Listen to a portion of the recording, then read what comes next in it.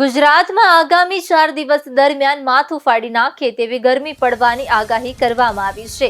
હવામાન વિભાગ મુજબ રાજ્યમાં હીટવેવની અસર વધુ ગંભીર બનવાની શક્યતા છે અને આગામી 7 દિવસ માટે અનેક જિલ્લાઓમાં ઓરેન્જ તથા યલો એલર્ટ જાહેર કરવામાં આવ્યા છે।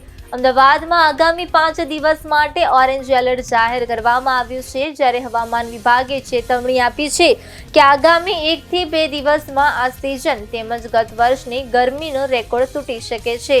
આગામી 7 દિવસ સુધી સમગ્ર ગુજરાત, દીવ, દમણ અને દાદરા નગર હવેલીમાં હવામાન સૂકું રહેવાની શક્યતા છે।